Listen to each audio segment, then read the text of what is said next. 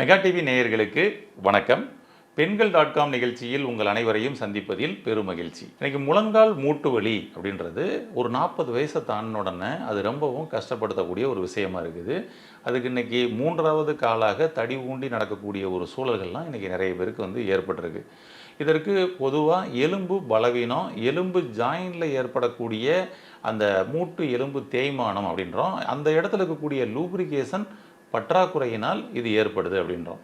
அப்போ இந்த மூட்டு எலும்புகளுக்கு நம்மளுடைய முன்னோர்கள் பலப்படுத்துறதுக்கு என்னெல்லாம் பண்ணிக்கிட்டு இருந்தாங்க, அந்த இடத்துல ஏதாவது ஒரு டேமேஜ் ஆச்சு அப்படின்னு சொன்னோம்னா அதற்கு அந்த காலகட்டத்தில் என்ன வைத்தியம் பண்ணாங்க, அதை இப்போ நம்ம பண்ண முடியுமா, அதை நம்ம பண்ணி நம்ம சரி பண்ண முடியுமா அப்படின்னா நிச்சயமாக அது சாத்தியம்.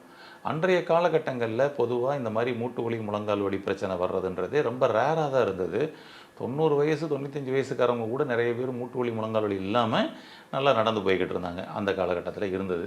அதற்கு குறிப்பாக அவங்க அந்த எலும்புகளை நம்ம வெயிலில் பட வைக்கிறதுக்கு வேலையே இல்லாமல் ஆக்கிடும். இன்றைக்கி வெயிலில் நம்ம அதிக நேரம் இருக்கிறோம் அப்படின்னோம்னா நமக்கு அழகாக பார்த்திங்கன்னா விட்டமின் டி கிடைக்கும், நம்மளுடைய போன் நல்லா ஸ்ட்ரென்த்தனாக இருக்கும். அதுபோக அன்றைக்கு சாப்பிட்ட உணவுகள் எல்லாமே போனை நல்லா ஸ்ட்ரென்த்தனாக வச்சுக்கக்கூடியதும் அந்த லூப்ரிகேஷனை குறைய விடாமல் வச்சுக்கிறதையும் பண்ணிக்கிட்டு இருந்தாங்க. ஒரு உதாரணத்துக்கு அவங்க கேப்ப கூழ் அதிகமாக எடுத்துக்கிட்டு இருந்தாங்க. உளுந்தங்கஞ்சி உளுந்தங்களிகள்லாம் அதிகமாக அவங்க எடுத்துக்கிட்டு இருந்தாங்க. இன்னும் சொல்லப்போனால் களிகள் அதிகமாக சாப்பிடுவாங்க. அந்த களி உணவு அப்படின்றது உளுந்தங்களி, வெந்தயக்களி, இந்த மாதிரி பார்த்திங்கன்னா களி உணவுகளை வாரத்தில் 1 நாள் 2 நாளாவது சேர்த்துக்கிட்டு இருந்தாங்க. நம்ம அது இன்றைக்கி பண்ணுறதே இல்லை. நல்லெண்ணெயை எல்லா உணவுகள்லையும் ஊற்றி சாப்பிட ஆரம்பிச்சிருந்தாங்க.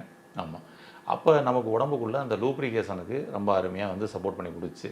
இன்றைக்கி நம்ம அந்த எண்ணெயை பார்த்தாலே பயப்படுறோம், பயன்படுத்துறதில்ல.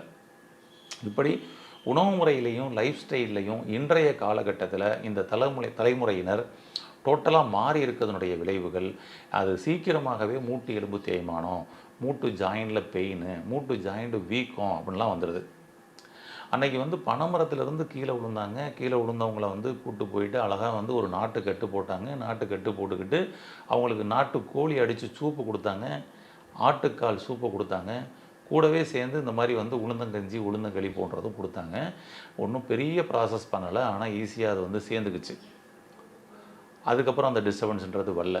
ஆனால் இன்றைக்கி படியிலேருந்து கீழே விழுந்துட்டோம், படியிலேருந்து கால் தடிக்கடிச்சு கீழே விழுந்துட்டோம்னு சொல்லிகிட்டே நம்ம போயிட்டு பெரிய கட்டாக போட்டு அதில் 2 ஸ்க்ரூ 2 பிளேட்லாம் வச்சுருக்கு அப்படின்னு சொல்லிட்டு லைஃப் டைம் அதுக்கு தாங்கி நடக்கிற மாதிரி அங்கே டேமேஜ் காலுன்னு சொல்லிட்டு ஒரு கரடுமுரடாக சில விஷயங்கள்லாம் செய்ய முடியாது, படிக்கட்டு வேகமாக ஏற முடியாது அப்படின்லாம் கூட நம்ம இன்றைக்கி லைஃப் டைம் அவஸ்தைப்படுகிறோம்னு சொல்லலாம்.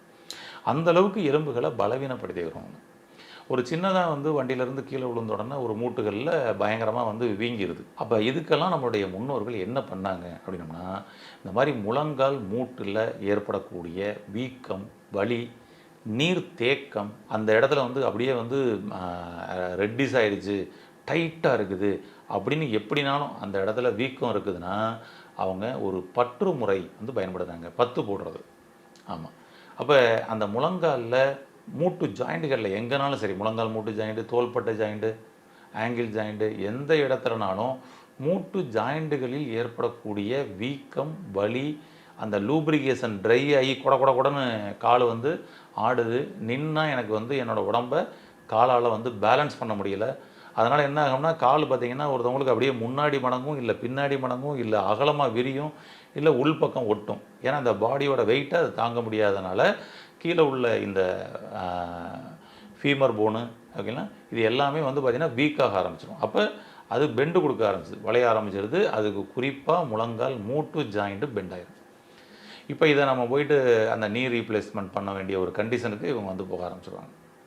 அப்போ நம்ம டோட்டல் பாடியும் தாங்கி நிற்கக்கூடிய தூண் இதை நம்ம எப்படி ஸ்ட்ராங்காக வச்சுக்கணும். இந்த மாதிரி வீக்காக இருக்குதுன்னா நம்ம முன்னோர்கள் பயன்படுத்தி அந்த பற்று முறைகள் நம்ம பயன்படுத்தலாம். கால் கூடன்னு ஆடுது முழங்கால் அப்படின்னா இந்த பற்று முறைகளை பயன்படுத்தலாம். அந்த பற்று எப்படி போடுறது, இந்த பத்து போடுறது எப்படி போடலாம் அப்படின்னு சொல்லிட்டு சொல்கிறேன். ரொம்ப ஈஸியான மெத்தடு தான். நீங்களே உங்களாலேயே இதை ரெடி பண்ணி போட முடியும். ட்ரை பண்ணி பாருங்கள். இதற்கு அவங்க என்னென்னலாம் பயன்படுத்தினாங்க அப்படின்னா, குறிப்பாக புற்று மண். இந்த புற்று மண் கிடைக்கும், இந்த கரையான் புத்து மண் நிறைய இன்றைக்கி பைபாஸ் ரோட்டில் போகும்பொழுது பார்த்தோம்னா லெஃப்ட் சைடில் செம்மண் தரையாக இருந்ததுன்னா இன்னும் நல்லது தான். செம்மண் தரைகளில் அந்த கரையான் பூத்து போட்டிருக்கும். அந்த கரையான் புற்று மண், அவ்வளோதாங்க. ஒரு கைப்பிடி கரையான் பூத்து மண் எடுத்துக்கோங்க. ஒரு கைப்பிடி வந்து கல் உப்பு எடுத்துக்கங்க. ஒரு கைப்பிடி கல் உப்பு எடுத்துக்கங்க. இது கூடவே ஒரு 2 பல்லு வெள்ளைப்பூடு எடுத்துக்கலாம். வெள்ளைப்பூடு ஒரு 2 பல்லு போட்டுக்கோங்க.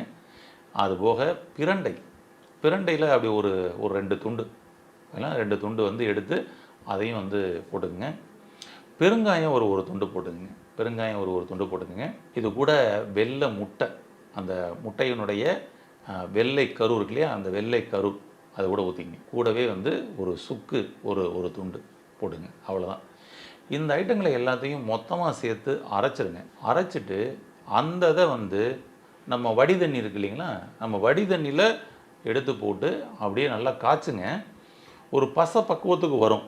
அப்படியே ஒரு மாதிரி வந்து ஒரு பசை பக்குவத்துக்கு வரும், பிசு பிசுன்னு. இப்போ நம்ம அதை அப்படியே இறக்கி அந்த வெதுவெதுப்பாக இருக்கக்கூடிய சூடு, ஓவர் சூட்டில் பண்ணக்கூடாது, கொஞ்சம் வெதுவெதுப்பான அந்த சூட்டில் அப்படியே எடுத்து நமக்கு வந்து அந்த முழங்கால் மூட்டு ஜாயிண்ட்டு லூஸாக இருக்குது, வீக்கமாக இருக்குது, வலியாக இருக்குதுன்னு சொன்னோம் இல்லையா, அது எந்த ஜாயின்னாலும் சரி. மணிக்கட்டே சில பேருக்கு வந்து கொடன்னு போகும். அதெல்லாம் இதை நம்ம பண்ணி விட்டோம்னா நல்லா அப்படியே வந்து ஸ்டிஃப்னஸ் ஆயிரும். அது வந்து நல்ல ஃப்ளெக்சிபிலிட்டியாகவும் கிடைச்சிரும். அந்த இறுக்கம் எல்லாமே கிளியர் ஆயிரும். அது மாதிரி வந்து முழங்கால் மூட்டில் உங்களுக்கு அந்த வீக்கம் வலி இருக்குதுன்னா இப்போ முழங்கால் மூட்டு மேலே அதை அப்ளை பண்ணிங்க. அவ்வளோதான். அதை அப்ளை பண்ணி விட்டுட்டு அப்படியே விட்டுறலாம். அது வந்து உங்களுக்கு எப்போ அதனுடைய வலி குறையுது அப்படின்னு தெரியும்னா, இந்த ஒட்டினோம்லையே அந்த 10 போட்டோம் இல்லையா, அந்த 10 போட்டது கொஞ்சம் கொஞ்சமாக லூஸ் கொடுக்கும். ஃபஸ்ட்டு நீங்கள் போட்ட உடனே இறுக்கமாயிரும், அப்படியே இறுகி பிடிச்சி டைட்டாக பிடிச்ச மாதிரி ஆயிரும். அடுத்து திரும்ப வந்து பார்த்திங்கன்னா ஒரு சில பேருக்கு ஒவ்வொரு நபருக்கும் ஒவ்வொரு நேரம் எடுத்துக்கிறோம். ஒரு 4 மணி நேரம், 6 மணி நேரம், 8 மணி நேரம், 12 மணி நேரம் அப்படின்னு கூட எடுத்துக்கிறோம். அதுக்கப்புறம் வந்து பார்த்திங்கன்னா அது அப்படியே வந்து கலண்டுரும், அதுவாகவே வந்து கலரும். அப்படியே கொஞ்சம் லூஸ் கொடுத்து அதுவாகவே கலரும், உதிர ஆரம்பிக்கும். அப்போனா நமக்கு வந்து அங்கே வந்து வலி ரிலீஸ் ஆகுது அப்படின்னு அர்த்தம். வலியும் ரிலீஸ் ஆகிரும். வலி எப்பொழுது தீரும்னா பற்று எப்பொழுது விடுதோ, நம்ம போட்ட 10 எப்போ விடுதோ அப்போ வலி தீரும். இப்படிலாம் நம்மளுடைய முன்னோர்கள் இந்த முறையை பயன்படுத்தினாங்க. இந்த 10 விட்டுதுன்னா வலி விட்டுருச்சுன்னு அர்த்தம். வெளியில் உள்ளவங்களுக்கு தெரிய ஆரம்பிச்சிடும். அவ்வளோதான். அப்போ அந்த 10 விட்டதுக்கப்புறம் அதை எடுத்துகிட்டு க்ளீன் பண்ணி விட்டுருங்க. இதன் மூலமாக நமக்கு இந்த முழங்காலில் வந்து கொடன்னு சவுண்டு கேட்குறது, எழுந்து நின்னோம்னா பேலன்ஸ் பண்ண முடியலை, என்னோடய உடம்பை என்னோடய கால் வந்து பேலன்ஸ் பண்ண மாட்டேங்குது, கொஞ்ச நேரம் கூட நிற்க முடியலை, நடுக்கம் கொடுக்குது, உட்காந்துடுறேன் அப்படின்பாங்க. அதுபோல் நடக்கும் பொழுது சவுண்டு கேட்குது, உட்காந்து எந்திரிக்கும் பொழுது சவுண்டு கேட்குது, முழங்கால் மூட்டு எலும்பு ஃபுல்லாக தேஞ்சு போச்சுன்றாங்க, முழங்காலை சுற்றி ஃபுல்லாக நீர் வீக்கம் இருக்குது, முழங்கால் ஃபுல்லாக வந்து அந்த ஏர் வீக்கம் இருக்குது, அங்கே வலி தெரியுது, விண்ணு வலி தெரியுது. இப்படி முழங்காலை சுற்றி இருக்கக்கூடிய எல்லா விதமான பிரச்சனைகளுக்கும் இந்த 10 போடக்கூடிய முறை ரொம்ப அருமையாக பயன்படுது. இதை ட்ரை பண்ணி பாருங்கள். இந்த 10 போடுற முறையை ட்ரை பண்ணி பாருங்கள். இது நம்ம முன்னோர்கள் பயன்படுத்திய ஒரு அருமையான ஒரு டெக்னிக். இதில் நம்ம சிகிச்சை மையத்துக்கு இந்த மாதிரி வரக்கூடியவங்களில் ரொம்பவும் வந்து முழங்கால் வலி பிரச்சனையில் ரொம்ப வீக்கத்தோடு இருப்பாங்க. ஏன்னா உடம்பே வீங்கியிருக்கும், முழங்கால் வீங்கியிருக்கும். அப்போ உடனே அவர்களுக்கு இந்த மாதிரி ஒரு ஈஸியான டிப்ஸை தான் நம்மளும் வந்து கொடுப்போம். ட்ரை பண்ணி பாருங்கன்னு பண்ணும்பொழுது அதில் ஏகப்பட்ட பேர் இதை வந்து பயன்படுத்திட்டு நல்ல அனுபவங்களை வந்து சொல்லியிருக்கிறாங்க.